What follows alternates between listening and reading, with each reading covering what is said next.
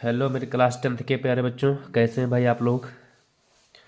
आज जो मैं लेकर के आए हैं बहुत ही इम्पोर्टेंट टॉपिक आपके लिए, सेंट्रल आइडिया। बहुत बच्चे जो डिमांड कर रहे थे, सर जो है सेंट्रल आइडिया बता दीजिए, कैसे हम लिखें, कैसे क्या याद करें। सेंट्रल आइडिया के बारे में कुछ आइडिया नहीं है मुझे, ठीक है। तो आज ही बहुत ही इंपॉर्टेंट टॉपिक लेकर के आया हूँ और गारंटी है बाबू की समझ जाइए कि 100% जो है एग्जाम में फंसेगा ही फंसेगा, ठीक है। 100% जो है एग्जाम में क्या होगा, फंसेगा ही फंसेगा, ठीक है। इसी को आप लर्न कर लीजिए। दो सेंट्रल आइडिया मैं बता दूंगा, एक इसका बता दूंगा और एक डेस्कटॉप सोनो का भी बता दूंगा, ठीक है ना। डेस्कटॉप सोनो का वीडियो डाल चुका हूँ, उसको देख लीजिएगा, बहुत ही इंपॉर्टेंट हो भी, ठीक है। दो सेंट्रल आइडिया आप लर्न कर लीजिए, 100% आपका फंस जाएगा। ये तो एग्जाम में आएगा ही आएगा, ठीक है। चलिए देखते हैं central idea fire and ice. इसके बारे में थोड़ा सा आप लोग जो है पढ़े होंगे, इसका क्या समरी है, ठीक है ना। इसके राइटर जो रॉबर्ट फर्स्ट हैं, ये जो कहते हैं मतलब संसार जो होगा ख़त्म हो जाएगा फायर एंड आइस से। कुछ लोग मानते हैं कि फायर से ख़त्म हो जाएगा, कुछ लोग मानते हैं कि आइस से ख़त्म हो जाएगा। लेकिन जो राइटर है वो किसके फेवर में है, राइटर जो फेवर में है वो फायर के फेवर में है, ठीक है। लेकिन वो सेकंड को भी इग्नोर नहीं करता है। ये ऐसा नहीं कि मतलब वो फर्स्ट को मान जो है मान लेता है और सेकंड को क्या कर देता है, इग्नोर कर देता है, बिल्कुल भी नहीं, ठीक है। तो चलिए देखते हैं central idea fire and ice. इसी तरह से आप एग्जाम में हेडिंग करेंगे, इसी तरह से आपका एग्जाम में होना चाहिए heading central idea fire and ice. और आपका ये बगल में राइटर का नाम इस तरह से होना चाहिए, डैश करके रॉबर्ट फर्स्ट। ये आप अगर आप डबल इंटरव्यू कामा में कर देंगे तब भी और अच्छा हो जाएगा। ये डबल इन्वर्टेड कामा में आप इसको कर दीजिए। इसी तरह से आपका एग्जाम में हेडिंग होना चाहिए बाबू, तभी आपको अच्छे से अच्छे नंबर मिलेंगे, तभी आपको जो है अच्छे से अच्छे नंबर मिलेंगे, ठीक है ना। चलिए ये चीज़ देख करने से क्या होता है ना, जो एग्जामिनर होता है उसको पता चल जाता है कि बच्चों को बताया गया है किस तरह से जो एग्जाम में लिखना है, कैसे क्या कॉपी लिखना है, ठीक है ना। राइटिंग कैसे क्या होना चाहिए, ठीक है ना। बेस्ट से बेस्ट आपका राइटिंग होना चाहिए, अच्छे से अच्छा राइटिंग होना चाहिए। और हेडिंग आपका ऐसे होना चाहिए, स्केच से आपका हेडिंग होना चाहिए, याद रखिए आप, स्केच से आपका हेडिंग होना चाहिए, ठीक है ना। चलिए देखते हैं central idea fire and ice. इसके राइटर है बाबू रॉबर्ट फर्स्ट।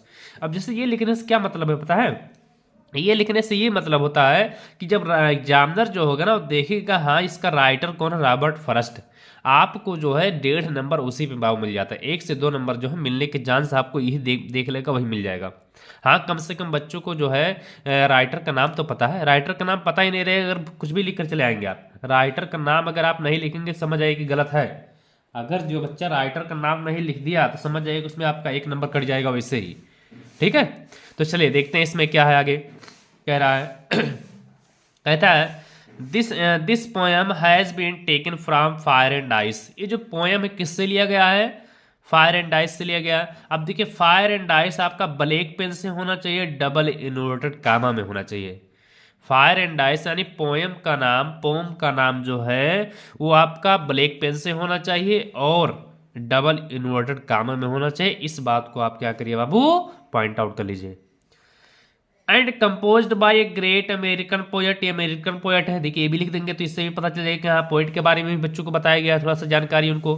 अमेरिकन पोएट है कौन, रॉबर्ट फर्स्ट। पोएट का नाम और पोम का नाम आपका किस में होना चाहिए, ब्लैक पेन से होना चाहिए, डबल इन्वर्टेड कामा में होना चाहिए।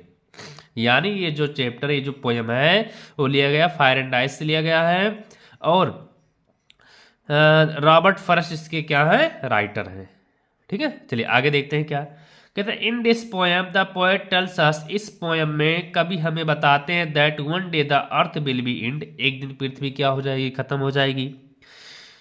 It can not be avoided, इसे क्या नहीं किया जा सकता, अवॉइड नहीं किया जा सकता, ये फिक्स है, इसे अवॉइड नहीं किया जा सकता है। अकॉर्डिंग टू पोएट, कवि के अनुसार, द फर्स्ट काज, जो प्रथम रीजन है एंड ऑफ द अर्थ, पृथ्वी के खत्म होने का, इज फायर, यानी प्रथम जो कारण है पृथ्वी के खत्म होने का वो क्या है, फायर हमारा, वो क्या है, फायर। याद इसको भी फायर को जो भी आप क्या करिएगा पॉइंट आउट कर लीजिएगा ब्लैक पेन से। Which is the symbol of desire and anger, fire जो है किसका सिंबल है, आपका भी क्वेश्चन आ सकता है कि fire is stand for, fire किसके लिए जो स्टैंड होता है किसके लिए, क्या इसका क्या मतलब है, फायर का यहाँ पे क्या मतलब है, तो फायर का मतलब यहाँ पे डिजायर और एंगर से। अब देखिए ये क्या कहता है, देखिए भाई मनुष्य की लगातार क्या हो रही है, इच्छाएं बढ़ रही है। अब जब इच्छाएं बढ़ रही है तो कहीं ना कहीं पृथ्वी का अंत का कारण बन रही है। क्रोध ले लीजिए, क्रोध आपस में देखिए क्या हो जाता है, कभी कभी आप लोग गुस्सा हो जाते हैं तो आपस में झगड़ा कर लेते हैं, तो वो भी क्या है, पृथ्वी का अंत होने का वो भी क्या हमारा कारण है। आगे देखते हैं क्या है, while the second cause is ice, जबकि जो दूसरा कारण है पृथ्वी का अंत होने का वो क्या है, आइस है। वो क्या हमारा आइस, आइस का मतलब क्या होता है, बर्फ होता है। यानी जो दूसरा काज हमारा पृथ्वी का अंत होने का वो क्या है आपका आइस यानी बर्फ है। और ये किसका सिंबल है, which is the symbol of hatred, ये भी आपका आ सकता है कि आइस जो है किसके लिए स्टैंड होता है, किसका मतलब क्या होता है, तो इस कंपेयर है किससे, हेटर्ड से रिलेटेड है। हेटेड का मतलब नफरत, भाई नफरत करने से ही देखिए आजकल क्या हो रहा है भाई, लोग अपने में ही व्यस्त रहते हैं, एक दूसरे से नफरत करते हैं, लोगों से बातचीत तहत नहीं करते हैं, ठीक है ना। तो ये भी क्या हो सकता है, पृथ्वी का जो है कारण बन सकता है अंत होने का।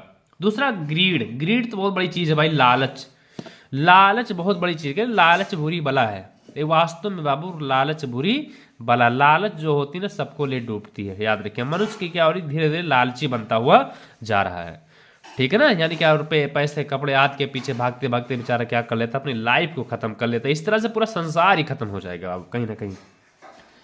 That will bring an end to the end, और ये सब क्या बनेंगे, यही सब क्या क्या हो जाएंगे, पृथ्वी का कारण बनेंगे अंत होने का। अब आगे देखिए क्या करा, the poet in the favour of fire, लेकिन इस पोएम में जो है जो राइटर वो किसके फेवर में है, फायर के फेवर में। फेवर माने सपोर्ट करता, होल्ड, इसमें एक वर्ड आया होल्ड, होल्ड का मतलब होता है सपोर्ट करना है, फेवर कर, फेवर में रहना। लेकिन but he does not ignore the second, लेकिन ये क्या नहीं करता बाबू, सेकेंड को भी इग्नोर नहीं करता। ऐसा नहीं कि मतलब प्रथम से जो क्या खत्म हो जाए, प्रथम के पक्ष में है तो प्रथम से ही खत्म हो जाएगा और दूसरे को क्या कर रहा हो, इग्नोर कर रहा, बिल्कुल भी नहीं। वो प्रथम यानी सेकेंड रीजन को भी क्या नहीं कर रहा वो सेकेंड रीजन को भी वो क्या नहीं कर रहा, इग्नोर नहीं कर रहा, ठीक है ना। बोथ फर्स्ट एंड सेकेंड में भी काज, यानी बोथ ए यानी फर्स्ट, फर्स्ट का मतलब फायर, सेकंड का मतलब आइस, क्या बन सकते हैं, कारण बन सकते हैं एंड ऑफ द वर्ल्ड, संसार के खत्म होने का।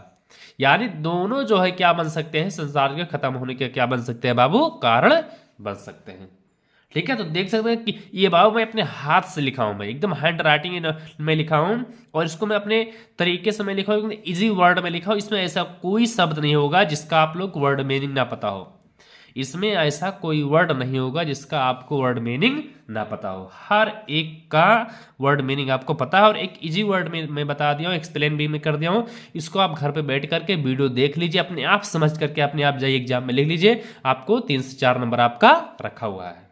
लेकिन ये चीज कम मिलेगा जब आप पढ़ेंगे बाबू, ठीक है, लगातार आप पढ़ते रहिए, ठीक है। एग्जाम बहुत करीब आ रहा है, आपका एग्जाम जो है आपका बहुत ही नजदीक आ गया, ठीक है। तो इसलिए आपका फर्ज बनता है कि आप भी क्या करिए, मेहनत करिए, ठीक है ना बाबू। और जो भी बच्चे नए हमारे नए चैनल से जुड़े हुए हैं वो हमारे जो है नए चैनल को क्या करिए, सब्सक्राइब कर दीजिए। इंग्लिश विद रुपेश सर जो मेरा चैनल है उसको क्या कर दिए बाबू, सब्सक्राइब कर दीजिए, ठीक है ना। और अपने मित्रों के साथ भी शेयर कर दीजिए, जितने भी आपके फ्रेंड्स हैं उनको आप शेयर कर दीजिए, ताकि ये अच्छा से अच्छा वीडियो उनको मिल सके, अच्छे से अच्छा कंटेंट मिल सके, ठीक है ना।